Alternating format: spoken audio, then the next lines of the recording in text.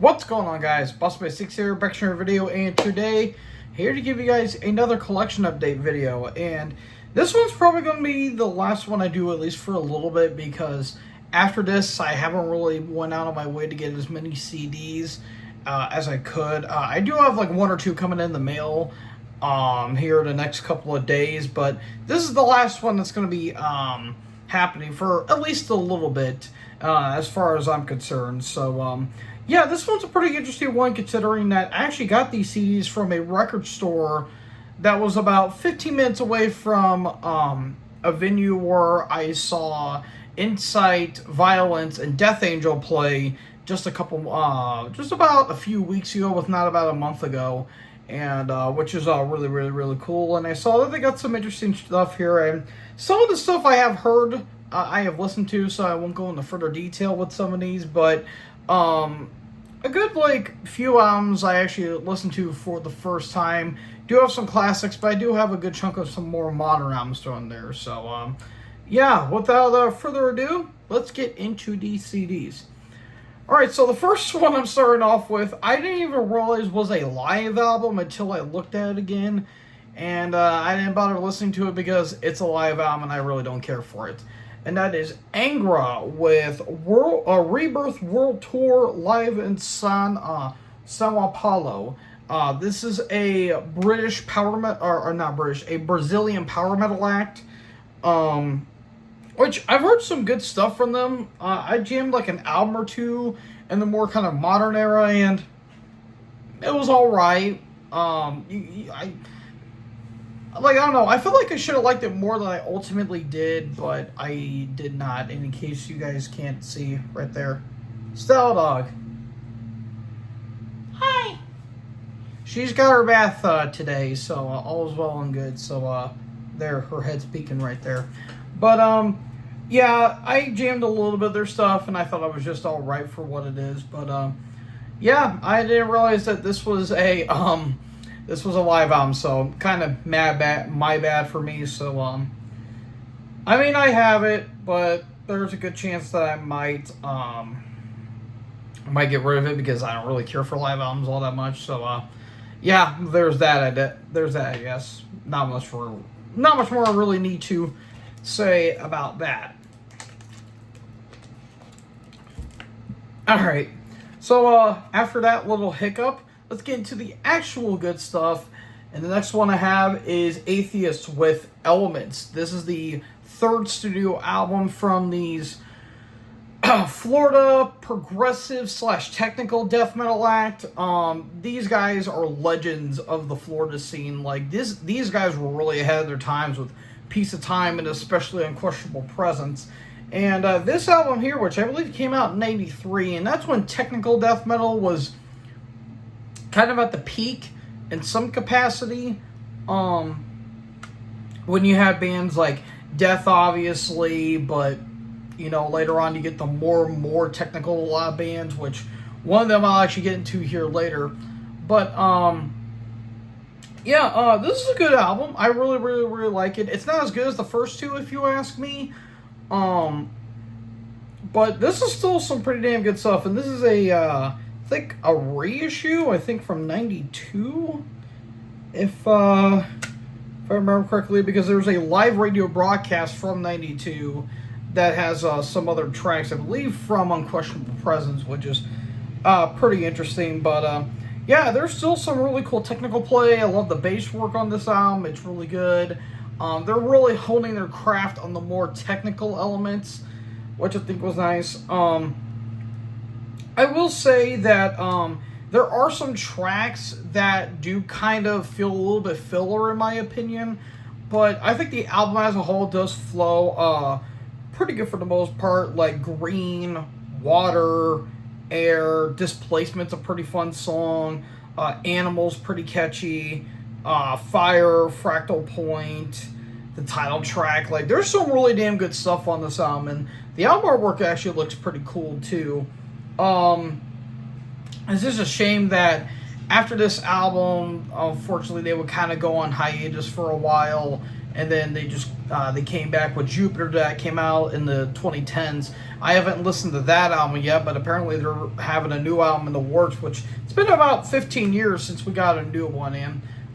Who doesn't love them some Atheists? So, yeah, really damn good stuff right here. Really, really, really dig it. But if I were to do like a retro review or perhaps a ranking, this will probably be middle of the road for me, but still a really damn good album nonetheless. Alright, this next one, oh man, this one's a bit of a gut punch considering the individual that we just lost before this album was actually released. At the Gates, Ghost of a Future Dead. This is the latest studio offering from these Swedish metal-death legends, and yeah, this one does hurt, considering that, you know, Tampa is on this album, obviously, but we unfortunately did lose Tampa due to his battle with throat cancer, or mouth cancer, I should say, and it sucks, but on the inside, it actually does have a nice tribute to Thomas Lindbergh there, and man, it sucks. It really does suck because, man, Tampa was so damn good, and it's just unfortunate that we did lose him, but I already went over this album in detail when I did my review of it, so feel free to check this out. Long story short, one of the best albums of the year, in my opinion. Like, this is top 5 in some cases, but it's going to be in the top 10 for sure, because this album is so fucking good, and while you can tell that Tampa's vocals are pretty strained on the album, he does give it all that he has. Like, he's giving it 150%.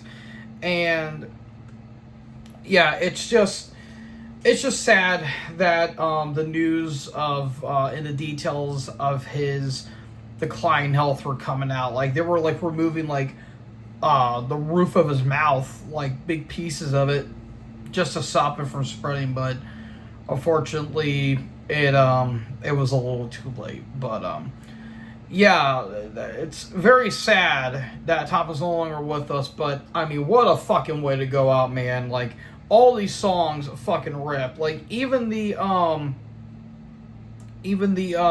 instrumental on here, Foreign Gang Lightington, like, that's a fantastic instrumental. But the Fever Mask, A Ritual of Waste, and Dark Distortion, Tomb of Heaven, you know, the Phantom Gospel, Black Hole Emission, like, all these songs are just killer. Very sinister and dark sounding. It's like the more evil twin to Slaughter the Soul. And honestly, as much as I love At War with Reality, and to a lesser extent to Drink from the Night itself, and The Nightmare of Being, I actually think this is their best album since Slaughter of the Soul, in my personal opinion, because this thing is absolutely fantastic. Actually, no, I take that back. This is a more sinister, like, darker twin to The Red in the Sky Is Ours, because that's a very different sounding album from the rest of their catalog.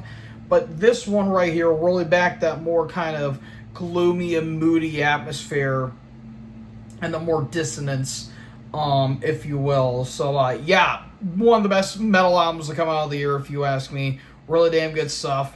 Rest in power, Tampa. You will forever be missed, my good sir. But killer fucking album. What a way to end a career on that.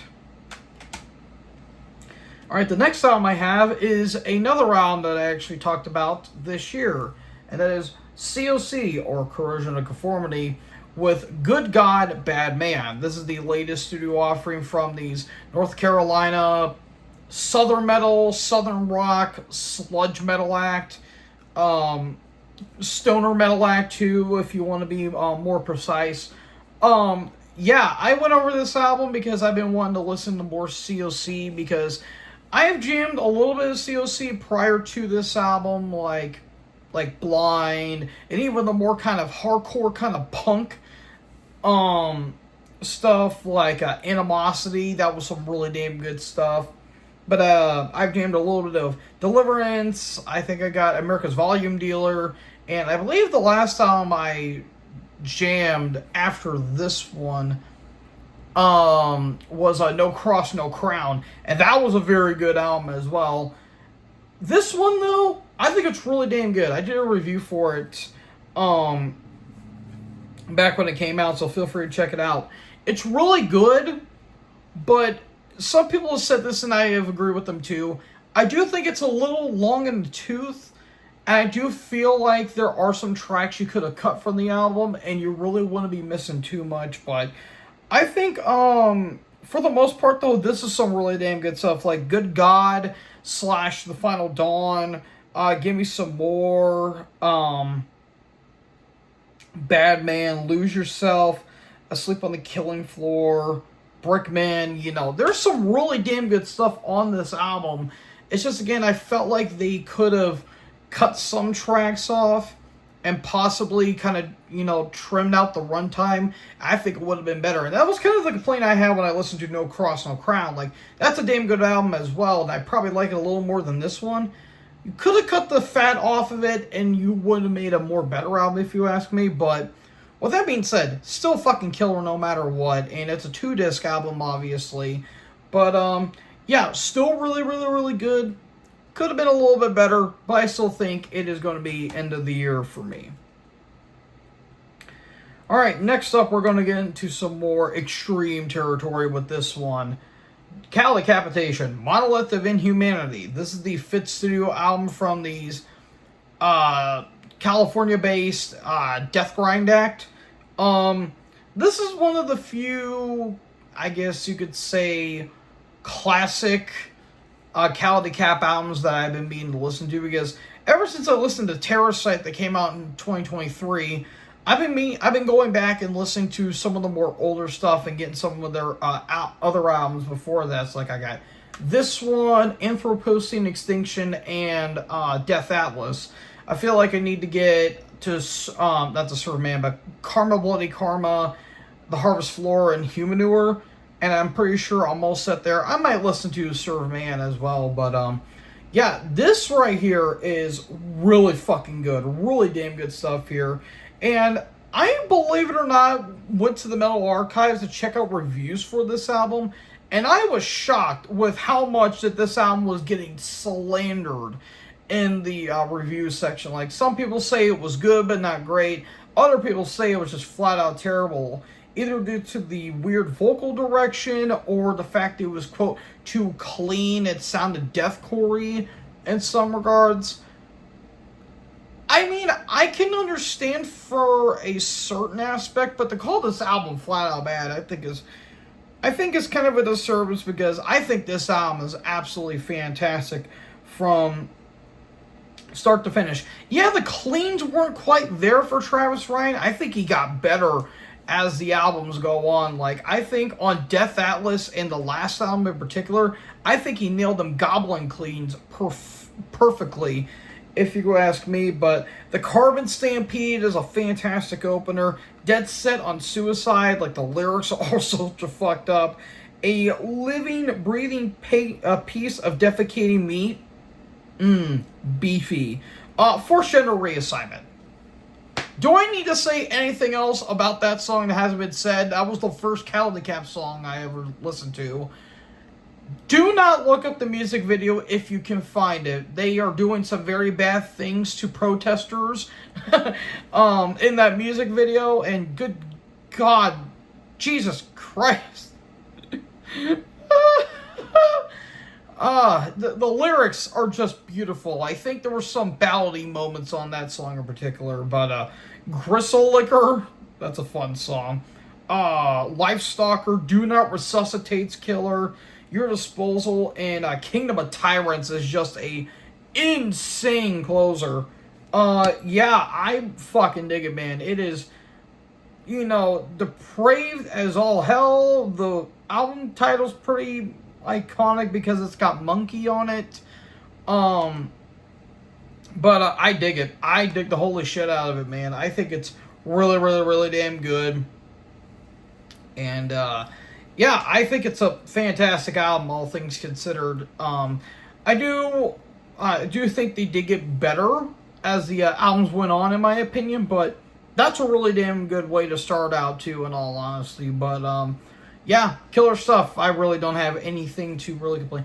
I guess the only thing I can complain is that I think that the cymbals and the snare could have been beefed up a little bit in the mix, but that's not really that much of a complaint if you ask me. But yeah, killer stuff. Not much more needs to be said. Alright, now we go from Death Grind to Tech Death. We're going all the way to Poland for this one with Decapited's Winds of Creation. This is the debut album from these Poland technical death metal legends. Yeah, this is a 2025 reissue from Earache that I have here, which is pretty cool if you ask me. I've only listened to a handful of Decapitated. I haven't fully jammed all of their albums per se. The only ones I really jammed, I believe, were Organic Hallucinosis. I believe I jammed a little bit of The Negation and Melody and this one. So basically their first 4 albums with the 4 original members before. Unfortunately, the auto accident that unfortunately took VTech and unfortunately made Convan leave the band as well. But yeah, this is some fucking killer stuff here, man. And these guys were young. Like, if you look at the back of the album cover, they look like they're in their teens with this one. I believe VTech, I think, might have been 14 on this album. I think the guitar players were 15, and I think Convan, I think, was 16 on this album. But these guys were young when they made this album, and man, dude, VTech was so fucking good on the kit. Again, it's a shame that auto accident happened, and I just feel like the band were never the same afterwards. Like, I kind of hear that they're kind of going back to their tech death roots, especially with the last album, Cancer Culture. And I heard that the vocalist that they have for their upcoming material, I heard was really damn good. But man, that one sucks. That one does suck. But I mean, I guess the band are in somewhat good spirits, which I think is a good thing. But yeah, killer stuff right here. The title track, Blessed, First Damned, Way to Salvation, and a little bit of an Easter egg that I found out on this album. The track Eye of Horus was actually somewhat of the intro to my to an old intro that my good buddy A.K. Levi, Thrash Maniac 99, had for his YouTube channel for a few years before eventually he got got changed to something by Blood Red Throne. I can't fully remember, but yeah, that's pretty cool stuff there. Human's Dust, Nine Steps, Dance Macabre, and their cover of Mandatory Suicide's pretty good too. Like, if you're gonna tell me which cover I prefer more, I prefer the Napalm Death cover that they did, the Suffer the Children cover they did on Melody. I think that one's better. If you were to say which version I preferred more, the Decapitated or the Slayer cover, I would probably say that the Decapitated version is better musically, but I think vocally the Slayer cover's pretty. The Slayer version's better if you ask me, but nevertheless, still fucking killer stuff right here, man. Again, band was very young at this time. These young kids were putting out some of the finest tech death of the 2000s, and yeah, that's all I gotta really say about it, man. Killer shit. Alright, next up I have here is an album that I wanted to check out when it came out, but I unfortunately missed out on it. But I actually did finally get the album. And that is Frozen Soul with No Place of Warmth. This is the latest studio offering from this Texas-based death metal act. Very, very, very massive bolt thrower worshippers, or cold thrower as their fan base likes to call them. Yeah, I've been meaning to check this one out because I was a huge fan of the last album, Glacial Domination. I haven't jammed their debut, Crypt of Ice. I heard was really, really, really good. But I was a bigger fan of Glacial Domination. But when I heard that they were making a new album, I was fucking pumped for it because it's like, dude, it's both are a worshipping band. But instead of war, they talk about cold things. What's not to love about it? And when I heard the first single, I think it was Absolute Zero, I believe, or one of the singles that they put out, I was a little hesitant about the production. I don't know, I just felt like it was a little too processed for my liking. Finally got the album, jammed it as a whole. production didn't way too bad. This album fucking rules though, man. This is some killer fucking death metal right here. I guess I could get my only complaint with this album out of the way. The drums do sound a little overpowering in some ways. I wish the cymbals and the snares could have had more of a pop to them, personally, but what can you do? I kind of wish the production got mixed just a little bit better in terms of the drums, but everything else is absolutely fantastic. It's Gerard Ward is on the title, or Gerard Wade, I should say, is on the title track, which is really cool. Invoke War, which has everybody's favorite SJW metalhead and Rob Flynn of Machine Head. And I'm just going to say this, and it's probably not going to piss anybody off, but this one performance is probably the best thing that Rob Flynn's done in his entire career since probably, the 90s? Which is fucking saying nothing in all honesty, but, what can you do? Absolute Zero is awesome. Dreadnought features Devin Schwank singing with Sugabog, which I think was pretty fun. Chaos Will Reign, Eyes of Despair, Ethereal Dreams, Skimmed by the Wind, Death Weaver, Frostforged, Killing Time, It's Time to Kill. Like, dude, it's a fucking killer album. The riffs, the grooves, the melodies, it's all there and then some, man. I love the bolt over double time stomps as well.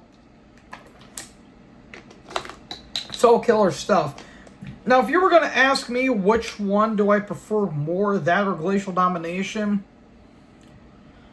as of right now, Glacial Domination, only because I spend more time with it, but maybe as time's going on, I'll probably check out the new one, or I'll probably say the new one, but yeah, it's really good stuff. Like, Chad Green is a hell of a vocalist. But yeah, man, that's some killer fucking stuff right there. Not much more really needs to be said. New Frozen Soul, really damn good stuff. Gonna be in my year-end list. So we go from a modern death metal album to a classic power metal album, but we're going all the way to Germany for this one. Halloween with Walls of Jericho.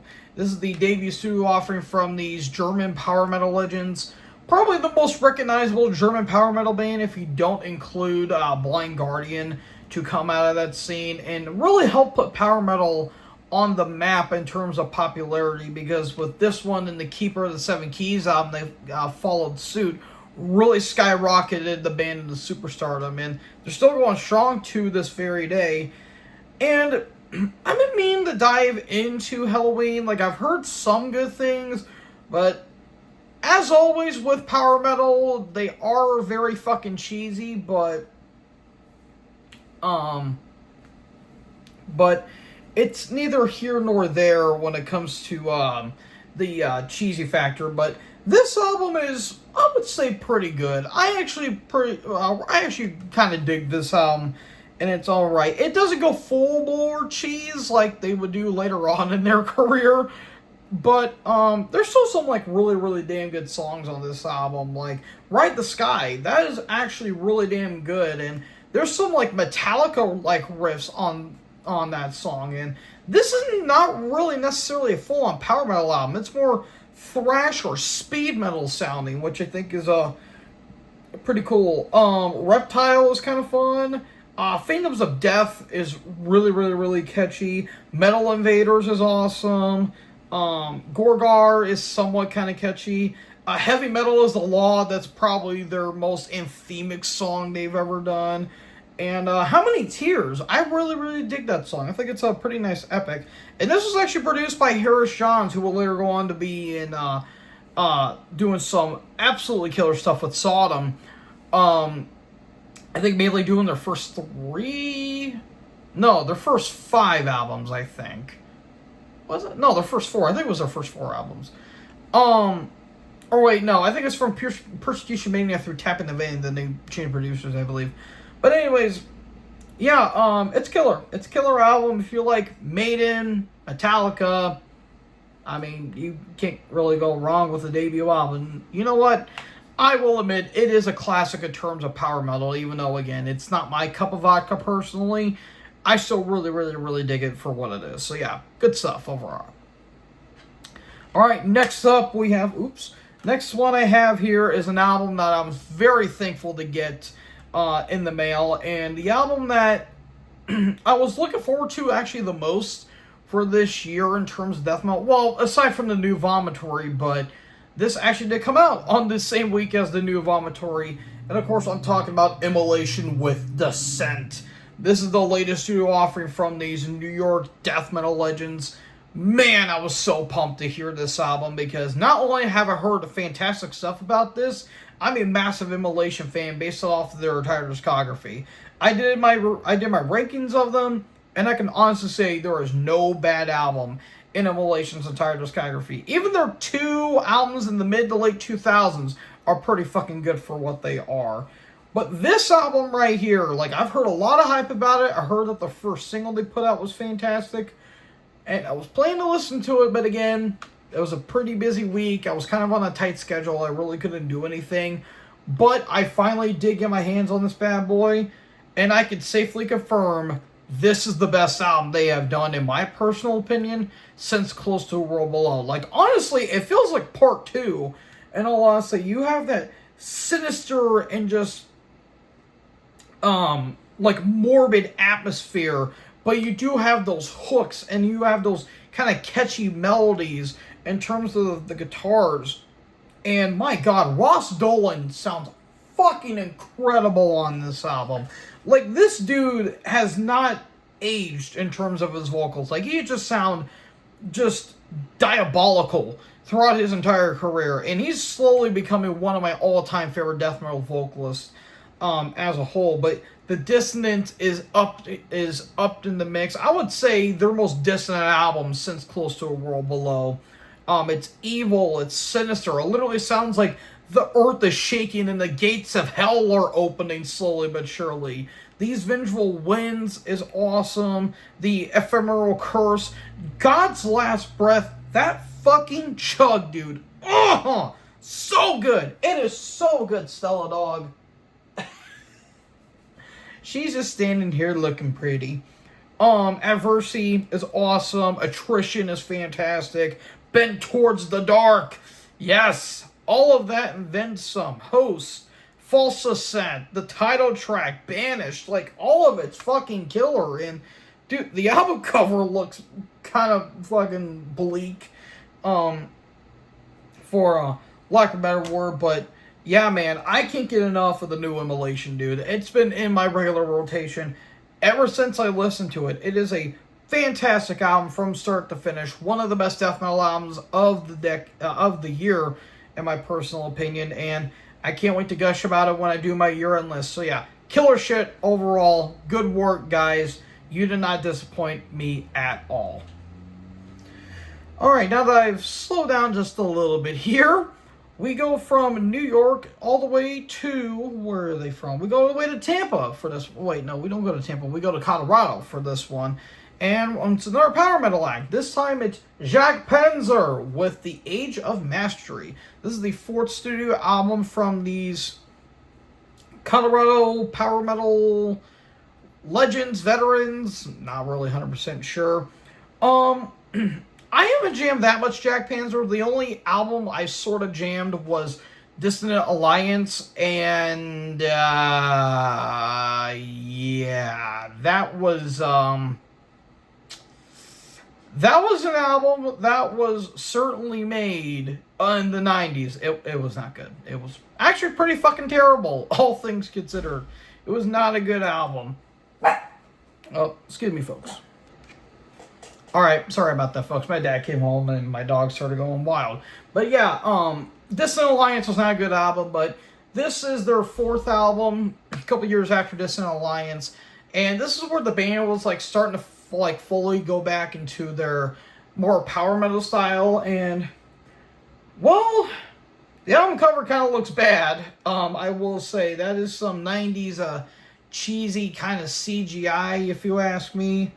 Yeah, it doesn't look that good, but the album itself is actually pretty solid. This was distributed through SPV, but it was released on Century Media, which is pretty cool if you ask me. It's a good album. I really dig it. I just think that the songs themselves didn't really stick out as much. The vocalist has a little bit of a Bruce Dickinson kind of veneer to his style. I think the production could have been better, if you ask me personally. And I wish the guitar tone probably could have been a little bit thicker because, again, it's the late 90s, and the only American power metal band that was, like, putting out some heavy stuff at that time was Iced Earth. And I think that was around the time when they released, Something Wicked This Way Comes, which is a beautiful album, by the way. So yeah, I kind of wish this album was a little more heft to the mix personally, but I mean, I'll take it for what it is. But Iron Eagle is a pretty fun song. Lustful and Free is pretty catchy. Twilight Years, Sworn to Silence. False Messiah is actually a Jack Starr cover, which I think is pretty interesting. The title track, Viper, Displacement, A Chain of Command, Take This Pain Away is a nice ballad. And The Moors, I think, is a pretty nice song at the end. Yeah, it's a solid album, all things considered. Nothing too fantastic, if you ask me. But, yeah, solid stuff, all things considered. Not bad, nothing terrible, but nothing, an album to really go back to anytime soon. But it's got its moments, so it gets a nice little thumbs up for me.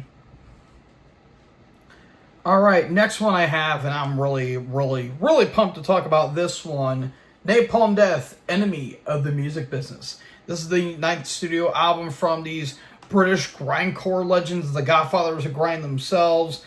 Yeah, man, this is some good fucking tea right here. This is where things really starting getting good for Napalm Death, because prior to, the early 90s, the mid to late period for Napalm Death was very rocky, and I described it pretty well in my ranking that I did for them just last year. But yeah, it was not a fun time to be a Napalm Death fan of the 90s, unless you count the first albums that came out in the 90s, and Harmony Corruption, and especially Utopia Managed, which were fantastic stuff. But Fear, Emptiness, Despair was pretty solid, but Diatribes was not a good album. Works from the Exit Wound was alright, Inside the Torn Apart was okay, but this is where things started getting a little, things are starting to get good for the boys from Britain. And this is a 2013 reissue, because this also includes the Leaders Not Followers EP that came out afterwards, which I thought was pretty cool. But yeah, it's back to the grind. These guys are pissed, especially Barney, and they basically attack Earache on every single record, or on every single song off this album. Like Taste of Poison, next on the list. I love that drum work in particular. Constitutional Hell, the breakdown on Volume of Neglect is just fantastic. Vermin, Thanks for Nothing, Can't Play, Won't Play, Blood Against the Cutting Edge, Necessary Evil's fantastic. They also make a part 2 from a track from Scum, which is CS, which stands for Conservative Shithead. Fracture the Equation. Like, this is some killer stuff here, dude. Like, this is a phenomenal return to form for Napalm Death in particular. And welcome back, guys. We certainly missed you. And honestly, since this album, maybe except for probably Utilitarian, they just been on a consistent streak of albums, peaking in my opinion with Time Waits for No Slave. But yeah, killer stuff right there. It's everything good about everything Napalm Death, and yeah, it gets my big seal of approval right there. So yeah, killer album from the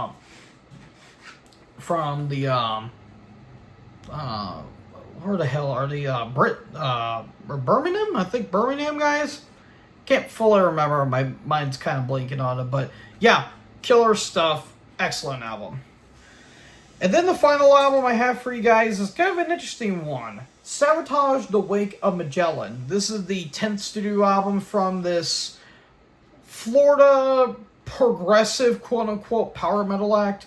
The reason why I say progressive in quotations is because prior to the last 3 albums this band would release, there wasn't really any album that I saw personally that was really progressive. Now, granted, I haven't listened to every Sabotage album. I've only heard some, clips of and samples of songs here and there. But from what I've heard personally, up until like Dead Winter Dead, until Poets of Madman, there was really no progressive elements on either of their albums, if you ask me personally.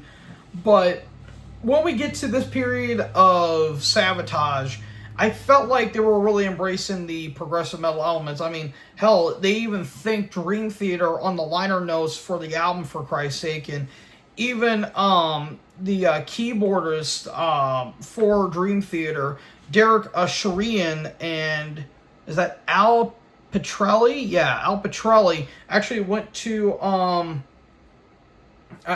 college together. So there's that. But this is actually a bit of a concept album, which I think is kind of unique per se. But I think this is a solid album in the band's entire discography, but it's nothing that I will go back to anytime soon. Like, there are some good songs on this album, but I felt like the album was a little too long for what it was going for. And I felt like, at least in my personal opinion, I felt like they could have done the progressive elements better. And I kind of felt like that the creativity at this point in Sabotage's career was really starting to run dry, because the songwriting itself is really nothing to grasp on per se. It's not bad, but you can kind of tell that the band was starting to get fizzled out by this point, because after Poets of Madmen, they basically ended Sabotage, and Chris Oliva would later go, or not Chris Oliva, John Oliva, rest in peace Chris, he would go on to do Trans-Siberian Orchestra, which is basically Christmas songs, but with a more symphonic edge, because why not? Actually, speaking of John, he actually doesn't do a whole lot of vocals on this album. The vocalist is actually Zachary Stevens, and he actually does pretty damn good. And this was around the time where John's vocals were starting to kind of get weathered a little bit, so therefore he brought in Zachary to basically help him out, essentially, and basically become the lead man, which I think is kind of smart, if you ask me personally.